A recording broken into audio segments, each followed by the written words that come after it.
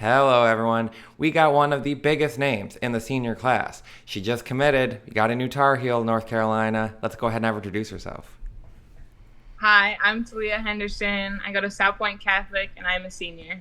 There we go. Well, once again, welcome to the show. Congratulations, as we mentioned, the commitment. Going to be a Tar Heel, going to the ACC.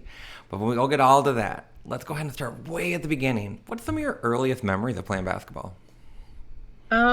Well, since I can remember, my parents put a ball in my hands. My mom was a D1 basketball player, Okay. and my dad was a D1 football player, and they knew that one of the sports was going to be basketball that I was going to try.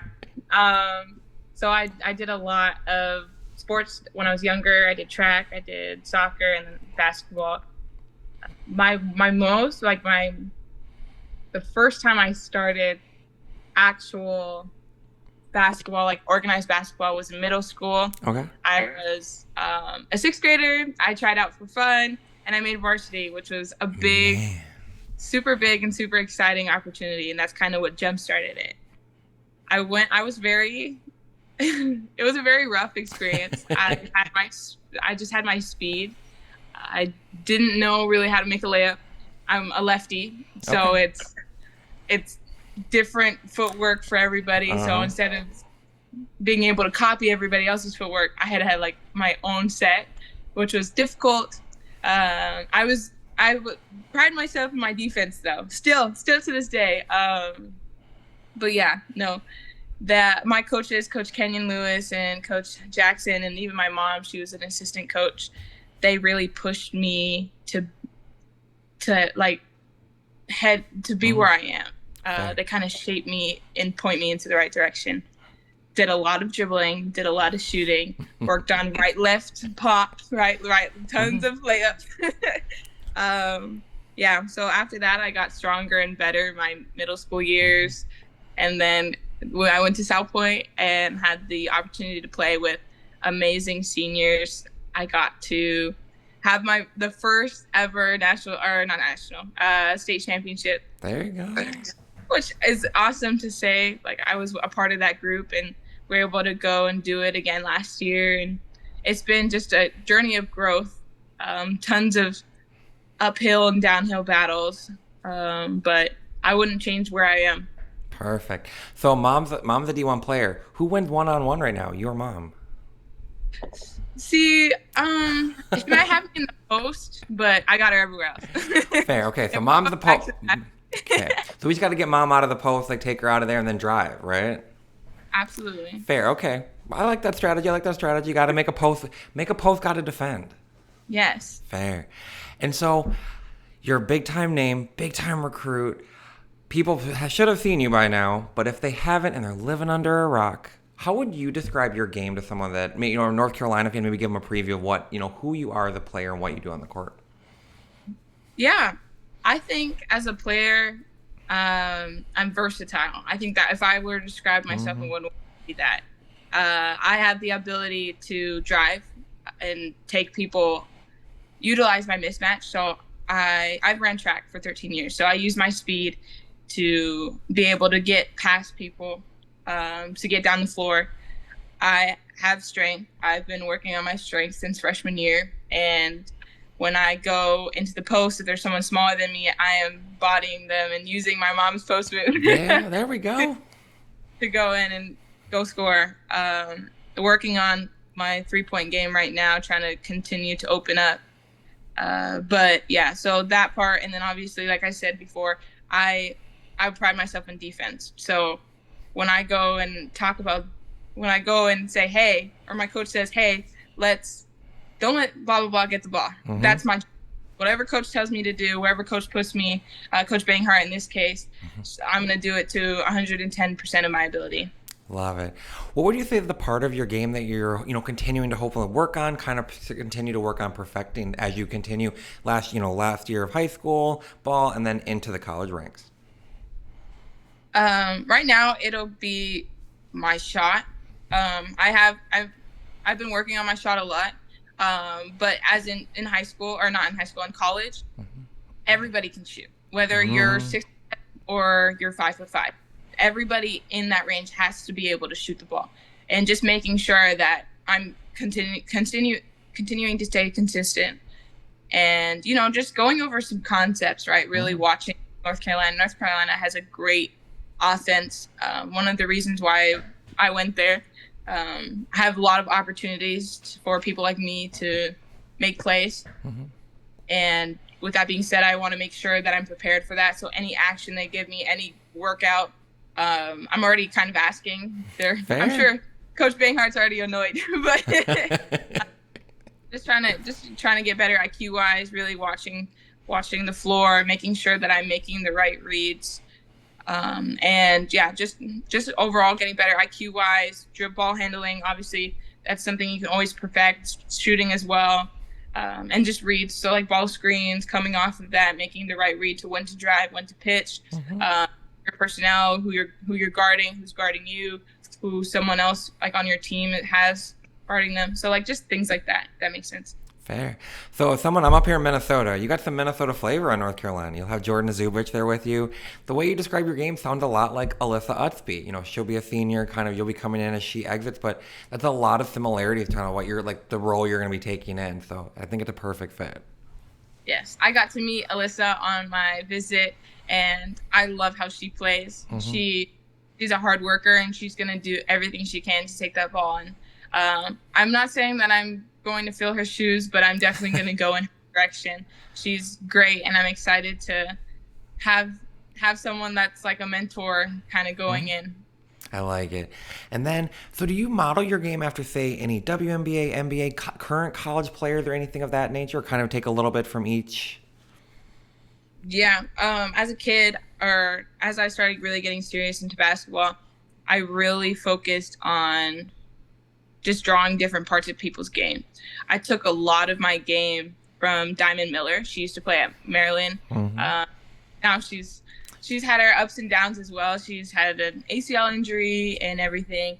But I really, from when she was in college, I know she's doing great now, but when she was in college, I really took her ability to drive and be able to shoot mid-ranges and do spin moves, all her actions. Like I'd go replicate those in our living room and add it to my bag later in my workout. There you go. She's great. Obviously, Caitlin Clark is awesome, a great shooter. Trying to work to be consistent, but I love her energy. She's somebody that can get her own, but also support and get everybody else at our team better. And I think that's really important. I think that's the aspect of her that I'd like. And honestly, just energy players. Like there's a tons of energy players, whether it's in the WNBA, whether it's in the college NBA, whatever it is. I'm a big person on energy. So energy, defensive intensity, and obviously on the offense, just kind of stealing everybody's counter moves. Thanks. And yeah. Yeah, it's Minnesota connection again. Diamond Miller. Minnesota connection going on there. I love it. Yes. There we go. And so you played for Jason Kidd Elite, or played for them. Where would you say they helped you grow the most as a player in your years of playing for them? That's a good question. For Jason Kidd, Coach Armando really helped me be confident in who I was. I had a great 3 years of club with AZ Supreme. They kind of built me up.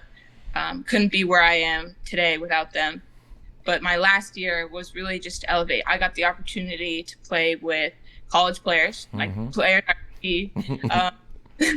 And when I go to college, and being able to play against them in practice pushes me to be better. Being able to play with them, right? It was never like a game. It was fun. Like we were all trying to feed each other. We're all getting our, and we're having fun while we do it. It was such a great experience. Coach Armando believes in everybody on the team. Like that's why he put this team together, and he really made sure that you knew that. Yeah. So for me, he gave me the confidence where I could have like a rough day and my confidence isn't as high, and he's like, hey, shoot the ball. Like I need you to go. Obviously a little bit more firm than how I said. Yeah, but he's, again, great guy, really helped me feel free on the court. And that's when I play my best, is when I feel free. I'm having fun, and I have confidence from my teammates and my coaches. So Love it.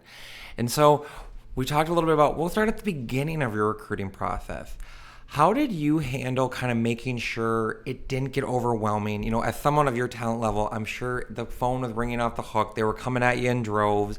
How did you kind of manage, like, and make sure it didn't get overwhelming, kind of make sure it didn't, like, kind of burn you out a little bit, and made sure it kind of able to keep the eye on the prize and stay the focus? I think, one, I was able to manage my time really well.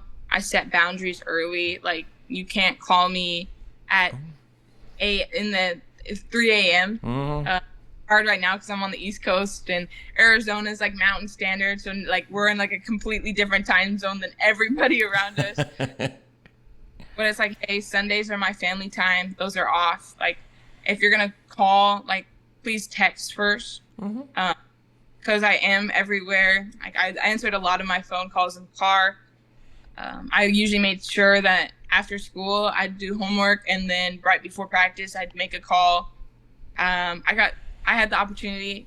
This is all like a blessing, though. I wouldn't take it back for anything. I built so many great relationships. I have tons of mail. I have like at least boxes full of mail. I'm sure my mailman is happy that I'm no longer in my process, because having to stuff 30,000 letters in our mailbox is not ideal. No, but it was a great experience. I will forever cherish a lot of the relationships that I made. It was really hard to say no. I love Coach Banghart. She was amazing. I love the staff, and another reason why I went to North Carolina was because of that. But I also made great relationships up there. And for me, there's a lot of people that say that having recruiting or being recruited is business. And while part of that is true, I really believe making relationships with people, whether you're going to the school or not, is really important. It helps you in the future. It helps you establish a connection and make sure, like, it shows your character. I honestly think, like, if you're there just to have like a small conversation, trying to see like what the certain aspects of a college is, maybe you're not there for the right reasons. Fair. Like, yeah, that's how I look at it. That's my mindset. Like I said, great relationships, great people. Love Carolina spoke to me. And then I thought, we'll get specific now to North Carolina. I saw your quote, as I think someone said, that you said a lot of schools checked boxes and North Carolina checked all the boxes. Yeah. What were some of like those boxes that you had personally that you're like, this is non-negotiable when it comes to where I'm going to spend my next, 4 years in college career? Yeah, absolutely.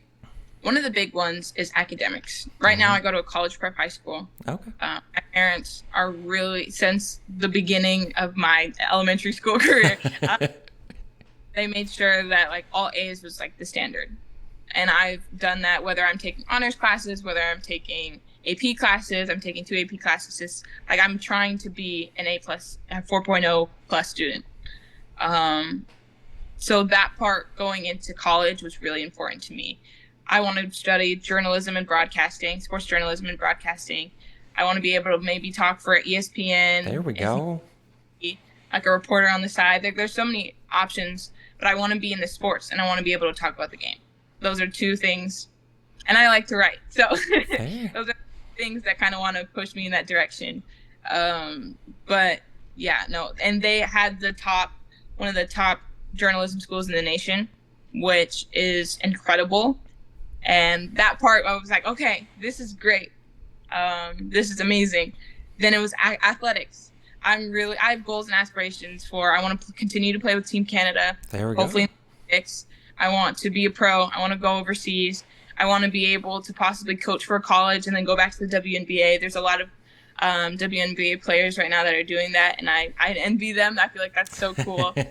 Surrounded by basketball all the time. So with that, we sat down, Coach Banghart and I sat down with my family for an hour during our visit and talked about where they see me, not like a day-to-day plan or not a year-to-year plan, but a day-to-day plan. Like, day 1, we're working on ball handling, we're working on reading and reacting off of ball screens. Day 2, it's once we got this down, we're going to shooting, going footwork, going counters to Like they're helping, they're so invested. Like being able to sit down in that meeting and talk with the coaches and really just listen to Coach Banghart's way of thinking. I was very invested. She showed that she believed in me.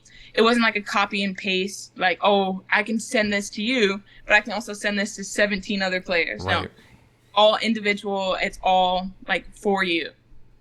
Yeah, and then being able to play at a community and like a successful program like North Carolina. It doesn't matter if you're in Arizona or in New York or even in North Carolina. Like everybody knows where UNC is. Everybody knows who they are. And that brand and that name is cool, right? The community that shows up during games, the community that helps support you when you're on the road, no matter where you are. I think that part is so awesome. Fair. The Carolina Blue. That's a note. That Carolina Blue anywhere you go. Absolutely. And I heard journalism, so I'm hearing like Andrea Carter and Rebecca Lobo better watch themselves. You're kind of on their heels a little bit. Yes, I love them.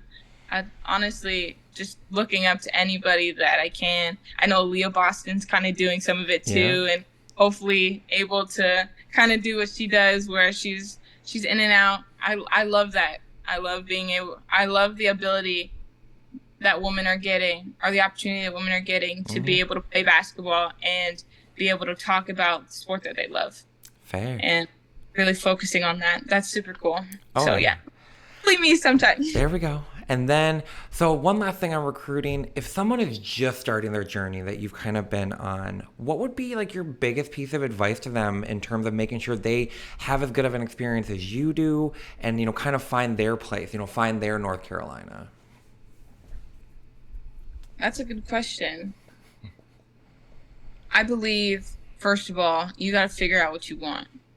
I had a blessing of having parents that were able to go do one. So they kind of helped me push where it's like, hey, you want this in the college, you want this in the college, you don't want this. So once you figure out what you want and what you don't want, then you start to create relationships. Like I said, boundaries are important. If you don't set boundaries, you'll be taking more than 50 calls a week. Oh, goodness. And that's scary, right? Like you try to plan it out every other week or every 2 weeks, making sure that part doesn't affect your regular life, right? At first I did. I'd like to say at first I did, but as I got deeper into the recruiting process, I made sure that if I was going out, let's say to a football game, or I had to practice, I'd never have to pause practice to call. It's hard at the beginning because they can't contact you. Coaches can't contact you until junior year, I think. I think it changed. But junior year, So yeah, that part's a little stressful, but once you get through that, really make sure that it's like, hey, this is my time. I have this. Let's talk, blah, blah, blah. Make sure that you like initiate that. But other than that, enjoy it. Like enjoy the process, enjoying talking to every school, any school. Everything's a blessing. You got to take it that way. Any school that's interested in you. And then, yeah. Fair. So we'll do some quick hitters here. Who's your dream one-on-one matchup? Dream one-on-one matchup. That's a good one. Any player? Any player, any level. Dream one-on-one matchup. I would love to play against Satu Sabali. I've watched her play at Oregon for a long time. Every time she went to our state at the U of A, I'd buy tickets to watch her play because I love her game as well. I'd like to see how I could match up. Fair. Dream, or should I say go-to basketball shoe? Ooh, that's hard. It used to be Kyrie's until I blew out of 4 of those shoes. And then now it's Jaws. I love Jaws. Okay. I love the feel, and they give you a little bit of height, so that works. Place you haven't had a chance to visit yet that you hope to visit? New York. Fair. I thought that's a great place. Everybody sees it in movies and everything, and want to check it off my bucket list. Go-to hype song. Hype song. That's a good one. I'm gonna go old school and say "Lose Yourself" by Eminem. Fair. It's perfect to get you ready for basketball. Perfect. I- Go-to pregame meal. Pasta. Yes. Yeah, Excellent. Yes. love pasta. Any pasta for real. When you're looking to get away from basketball and kind of decompress and just kind of turn your mind off and just don't think about the game at all, where can people find you? What's your like go-to like stepping away from the court? Yeah. I feel like there's three things. One, you'll catch me hanging out with my family. Family is really important to me. Or I like to bake. I used to be a huge baker when I was little. I don't get to do it much anymore because Fair. sweets and or if not, then I'm writing. So Love it. either writing or thinking of little poems or things like that. So I won't take all your day. I always end the interviews with this. When you're when basketball, when you're stepping away, when that final dribble has happened and you're heading off to North Carolina or even your time at North Carolina, what do you hope your legacy is that you leave in basketball?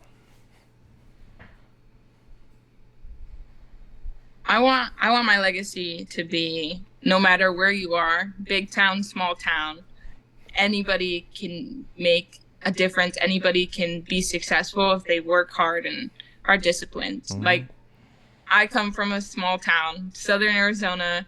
I live in a little town called Vail. Like, it's not a lot of people believed in that I could go to the next level. And it was a rough journey. Not like it's gonna, but being able to even get out, be able to go to the next level, being able, like, I want to go win a national championship. Let's I don't know, go. but coach, I have that goal and dream in line. I'm here to get better. I'm here to continue just to grow.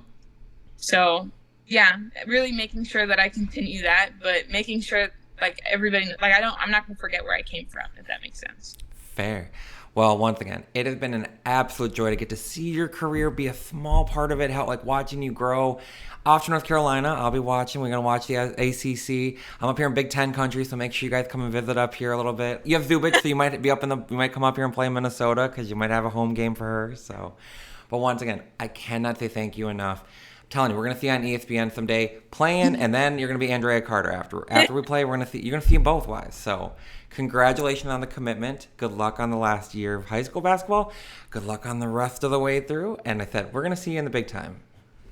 Yes. Thank you so much for having me. Thank you. Have a great one.